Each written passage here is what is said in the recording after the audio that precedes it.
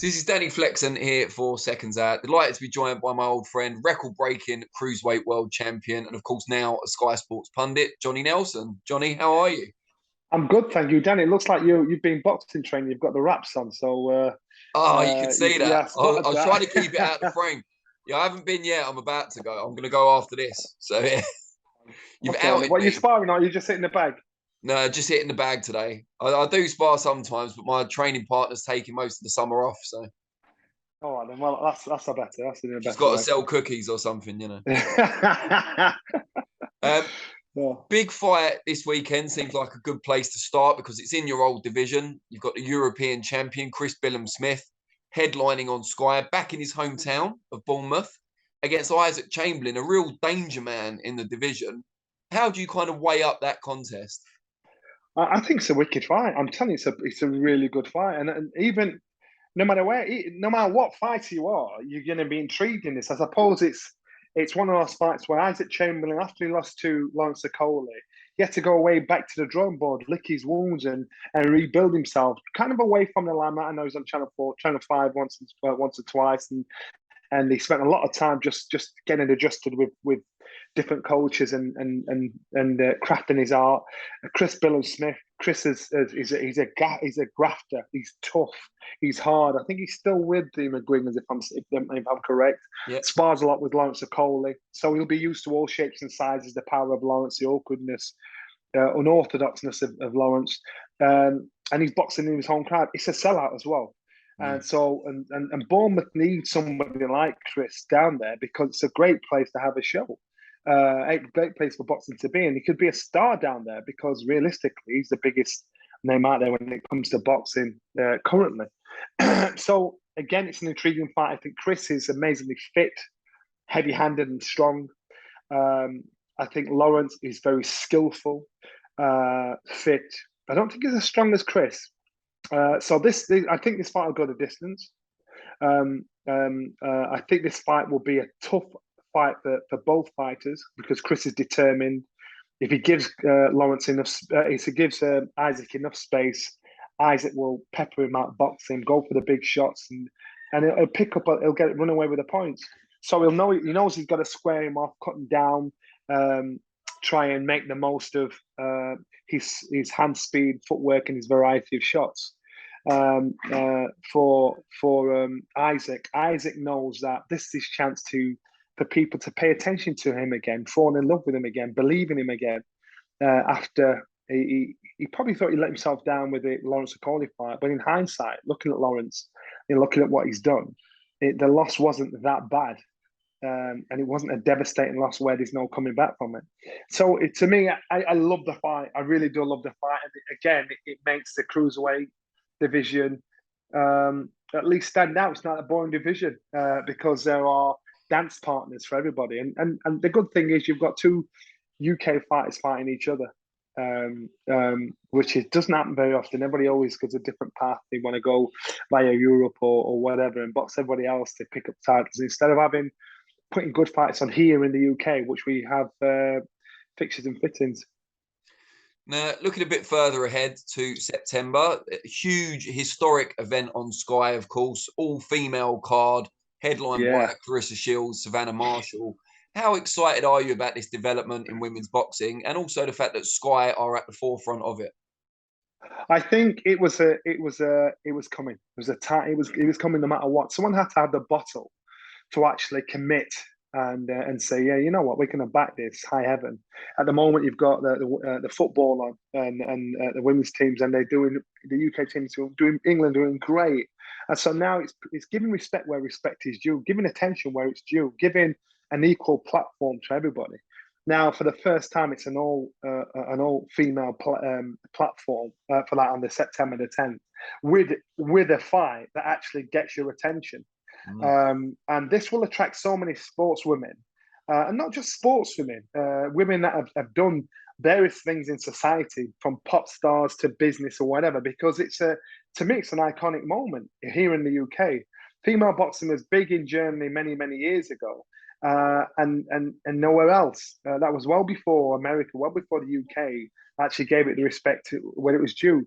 But now this is happening. This is a great platform to showcase the talent that's out there. Yes, there's the big debate: should it be 3-minute rounds instead of 2-minute rounds?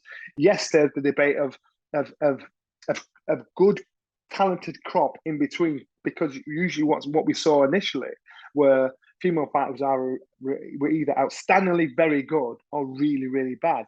Now that gap's being filled, and you'll see that September the 10th. There's some talented fighters on there. I've got friends in Germany, and they've got some fighters that are begging to get on this bill because they know that is the platform, which is a good thing, which is a good shout.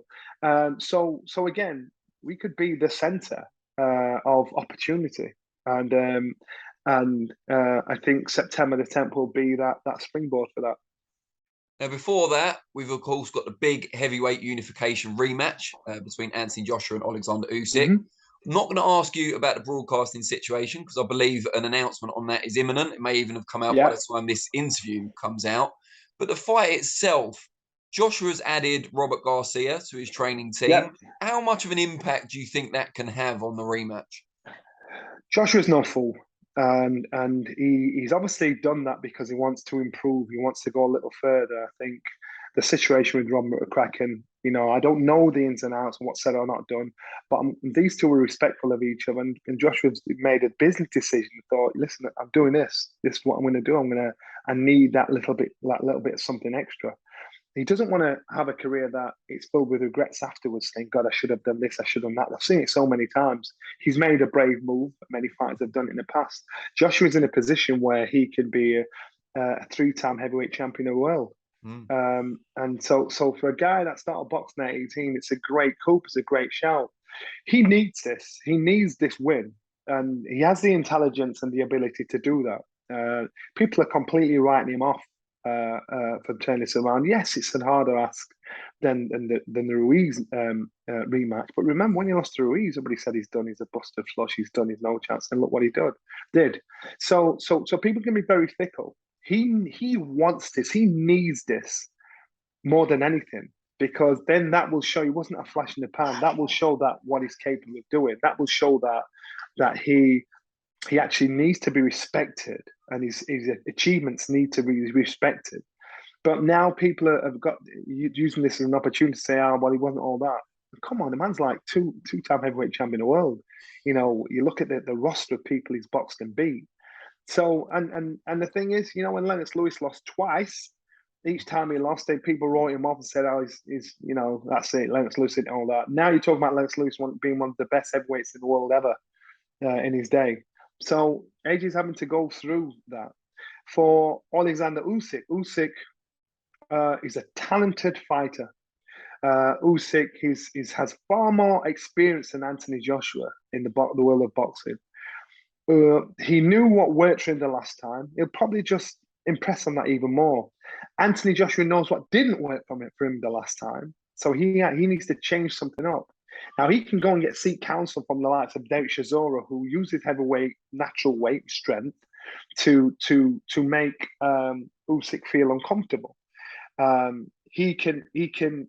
Everybody saw what didn't work. Now he's going to get so much information what does work. So he'll have more information, been working on much more stuff now than Usyk has, because Usyk thought, well, I beat him last time, I'll beat him again. I'll just step it up a little bit. What do I need to change? What can he change? He expects Joshua to put the pressure on him. But Usyk's style is Usyk likes to make you work at a pace you're not comfortable with. And then what you do is you burn yourself out because he's pressing you with the feet. Anthony Joshua was in a situation where he was too hesitant in throwing shots because he wanted to be sure the shot was there. In that, he's too intelligent for his own good. Sometimes you've got to anticipate the movement, anticipate the object, and anticipate your opponent where he is. And I'm quite sure the heads that he's working with will make sure he learns to do that. Mindset that needs to change as well. He needs to make sure Usyk is uncomfortable in his presence. Now, I've been critical of the first meeting when they announced this fight, and Usyk's holding his camera, taking selfies with AJ, like the old Pals Act. I hated seeing that, because as an AJ, you're giving this guy everything he wants. You're making him feel so comfortable in your presence. And again, I caught back in history. You look at Duran, Leonard, you look at Leonard, Hagler. Go back to Mike Tyson. Many fights are won months before the fight even happens, because the fighters, what they do is they create this persona for their opponent where their opponent absolutely hates them. He's incensed by them. He's just and AJ hasn't done that with Usyk. Usyk's comfortable around AJ. Oh, he's okay, AJ. We take for it. It's just business. No, it's not just business. This is your life. And AJ needs to change that mindset. But it'll be interesting, to say the least. With that change in strategy that we're anticipating, can we expect a more exciting fight this time around? Certainly more competitive. Oh God, yeah, without a doubt. Oh God, without a doubt. This will be. I'll be surprised if it goes the distance. If it goes the distance, I'll be very, very surprised. I think AJ. If it goes the distance, AJ's lost. I think AJ knows what he's got to do, and he's got to keep that up to the last second or the last minute of the last round, if that is the case. Because Usyk is he has the movement, he has the speed, he has that ring craftsmanship to negate his way around, and so he's got to put him on the back foot. And I mean, make him fight off the back foot and make sure he pays when he makes the mistake, or make sure he pays when the shot turns up. So I can't see it going the distance. But I do see it being a lot more exciting than the first fight. Do you fancy AJ to pull it off if it was your last pound? I do. Yeah, I do. And again, people are going to say, yeah, it's because you're an AJ boy. No. I'm saying it how it is. AJ, this is a hard ask, but not an impossible task. And so you've got to look at this and think, look, you can easily say I expect Usyk to win. I won't be surprised if AJ pulled it off. That's the answer. But don't write AJ off. Say he's no chance, because he's got a massive chance. So, but it's going to be a lot more exciting than fight number one. And again, that's when the heavyweight landscape could change again. New fights come on the horizons, and fights that disappeared off the horizon when AJ lost. Wilder, Fury, all that sort of stuff. So we'll see. We'll wait and see. So I wanted to ask you about a couple of fights on the other sides of the street, if that even makes sense. Because there are, a number of major TV broadcasters for boxing in the UK now. But starting off, there's been rumoured that there could be close to a fight between Dillian Whyte and Daniel Dubois for the WBA regular heavyweight title. What would you make of that? It's kind of experience versus youth, both powerful. Great fight. Great fight. Daniel Dubois, young buck coming through. It's a good way to test his teeth against someone like Dillian Whyte, who will give his whole heart and soul out there. And if you find wanting, he'll find you out. Daniel Dubois, and Dillian's rough enough, crude enough to make Daniel Dubois ask some serious questions of himself. Dillian Whyte's heart is too strong to be intimidated, bullied, or beaten down by Daniel Dubois. Daniel Dubois is fresh, he's young, he's ambitious. It's like a volcano and lightning striking each other. It's a great collision. Great fight. And if that does happen, man, that again, it's good that domestically they're getting guys to fight each other. Couldn't Daniel Dubois take anything from Tyson Fury's victory over Dillian Whyte, because their styles are so dissimilar? Yeah, Daniel Dubois. No, listen, he knows there's a vulnerability about Dillian Whyte beaten by the uppercut. We saw it with the AJ fight. We saw it with Perfection. We saw it with the Tyson fight. We know that's the shot. He knows that shot's there, but you've got to get the shot first. Dillian Whyte knows that's the shot, so he knows that's the shot there. So for Daniel Dubois, it's a case of how does he get beaten? You've seen him get beat. You've got to beat him down. And Dillian Whyte is that kind of fighter to have that kind of fight in him. He likes to fight for fun. That's what he does. That's what he does no matter what. He's moved lock, stock and barrel to Portugal just to fight, to train to fight, to prep for fight. A loss isn't the end of the world for him. It'll be an intriguing fight. Is that you can give reasons for why each man would win. But again, what do you go for? Do you go for youth or experience? Another fight that's being projected, and I'm sure you won't be surprised to be asked about this, is Conor Benn against Chris Eubank Jr., the sons of legends, carrying on that legacy against each other. Kind of out of left field, although seems to make sense in a way. What do you make of that one? I believe it when I see it. Because I think the weight difference is just too high. and Conor is an intelligent, emotional fighter. So he has a mix of his dad, but he had some more intelligent there. So he sees this fight, and Conor wants this fight. I say, yeah, we'll do this fight, but you've got to weigh this. The thing is, I don't think Chris Eubank Jr. can make that weight realistically. I don't think it could. It's great to talk about. Maybe fighting 2 or 3 years time, when he's filled out, Conor's filled out again from being a welterweight up to being a solid middleweight, something like that. Because he's. But I just think. I believe you when I see it. I'm just struggling to actually run away with the idea, the romancing idea. And it's a good fight because of course, they're sons of legends. And Con, as I said, he's an intelligent, emotional animal. So that's what he gets from his dad, the emotion from his dad. And you saw when both fathers spoke about this fight. Nigel wants this fight, reportedly. And Chris did what Chris did and said, I don't want my son to fight him. He'll hurt him. And that's like, again, I thought, oh my God, I've just seen the play right there. That's a red rag to a bull. So let's just see. We can get excited about it, but let's just see. I just think I'm struggling to actually believe that it'll happen.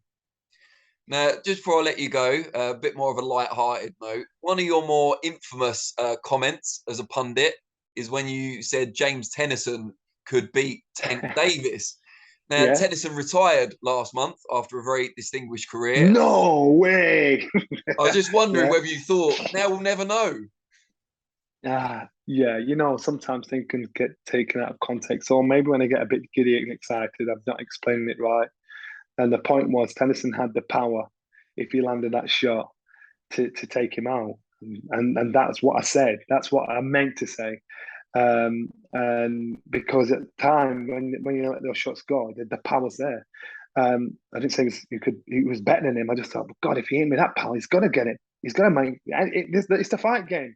It's anybody. If you've got the power to get him out, they're gone. No matter how good they are. We've seen many fighters that are not as good as the fighter they've been, but because they've got that one shot in. And that's kind of what I was trying to say, but I probably just got too giddy and excited. And that's why everyone loves you, though, Johnny, because you do get so excited on punditry. Yeah. So in doing that, I've had to live it. And but I think people that know boxing kind of knew what I was trying to say. Yeah. But I don't mind it. I don't mind the roasting that came with it. Tank Davis, Ryan Garcia. Quick prediction. Oh my God! What a fight! What a fight! I'm going Tank. I love Garcia. I love his youth. I love the ignorance of youth. But I'm going Tank, man. Good fight. Great fight. Agreed. Johnny, really appreciate your time. It's always a pleasure. Look forward to catching up soon. Probably later this week in Bournemouth. See you in Bournemouth, my friend. See you later. Take care, mate. See you soon. Bye.